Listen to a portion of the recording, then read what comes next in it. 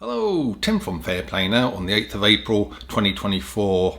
Now, did you know and this is really strange to me, but there are people who, even to this day in April 2024, still believe 100% the mainstream narrative of what started happening 4 years ago and has been happening ever since. And these people, many of them, still think that the likes of me, and likely you if you're watching this, are frankly crazy for questioning the mainstream narrative. But I came across a list of 36 questions. These questions were actually given by the World Council for Health, Dr. Tess Lawrie's organisation, and there was a meeting at the Geneva press conference on human rights and C19, and all of these questions I think need answers. And frankly, if you're one of these people who thinks the likes of me are sort of just crazy conspiracy theorists, well, I challenge you, this is a challenge, go and get me credible answers to these questions I'm going to read out, and if you can, then maybe I'll come round to the mainstream way of thinking, like you. But mind you, I'm not expecting answers anytime soon, probably because you'll find it impossible to get credible answers for these questions. Now, they actually asked, the World Council for Health actually asked 36 questions at this thing. And if you get my weekly newsletter, you'll have seen all 36 questions because I sent that out yesterday and all of them were there. But I'm only going to read out 14. Otherwise this video will just get stupidly long, and also some of these questions I've got to use, I'd have to use a ridiculous amount of code words, which would probably start getting a bit tiresome for you. So I'm just going to read out just under half of them, sort of about 14 of them. So yeah, I'm going to go through these questions and tell me what you think. So this is what was asked. Number one, why were we not told that the C19 virus was patented by Moderna in 2018? Number two, why did Moderna produce 100,000 V doses in 2019 before the whole thing started? Number three, why against all scientific evidence were lockdowns and masks used? Next one, why was the Papa Charlie Romeo testing recommended when it was not designed for diagnostic purposes? And I'll just add to that the inventor of the thing, Dr. Corey Mullis, actually sort of said that it's not for diagnostic purposes, which he would have probably been shouting from the rooftops in 2020 and 2021 if it hadn't have been for the fact that he passed away in August 2019, suspiciously near to when the whole thing started, I would suggest. So, but that's just a little by the by there.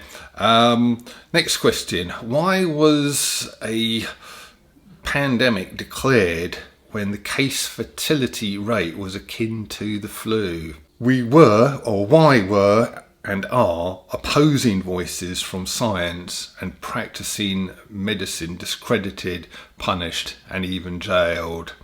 Yeah, that is a very good question, isn't it? Probably because the answer to that would be because we were living under a communist regime, and any dissenting voices under such regimes are jailed, of course. So that would be the answer I'd give to that one.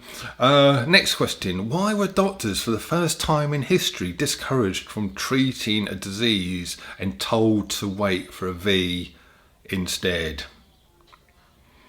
Why were effective and very safe medicines like HCQ and the one that starts with the letter I, discredited and even prohibited?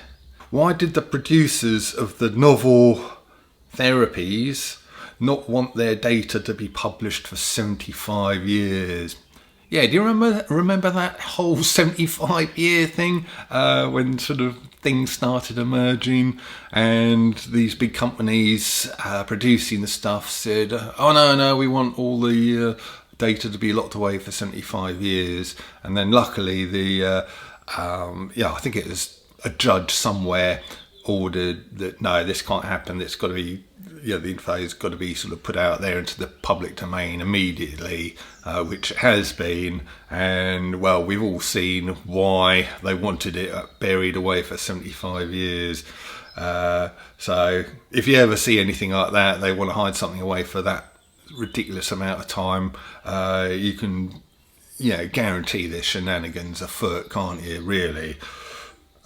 Next question. Why were conflicts of interests tolerated among medical authorities, with the FDA, EMA and WHO being 80 to 90% funded by industry? Why was there no adequate education of doctors, patients and the public, and thus no possibility of informed consent? Why and how were the media captured so that they pushed only one agenda worldwide? Why was and is a certain medical thing forced upon people against their will, whilst the Nuremberg Declaration clearly opposes this? Why is there no investigation into excess deaths and increases in rates of cancer and heart problems, etc., which started in 2021, not 2020? We all know what started in 2020, and we all know what started, or at least started in earnest, in 2021, don't we? So, yeah, just a few questions there. And like I said before I started reading them out, if you are one of these people who still think the likes of me and many, many millions worldwide like me who question the whole thing, if you still think we're sort of just crazy conspiracy nut jobs or whatever, well, I don't think you can do that until you bring me, like I say, credible answers and proper answers to those questions.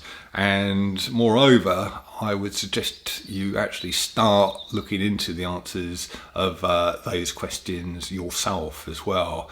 And I think when you do find out what the proper answers are, you'll be shocked. And one last bit of advice for people like that is I would seek these answers before, the next little outing down to the old Jibbly Jabbly Centre.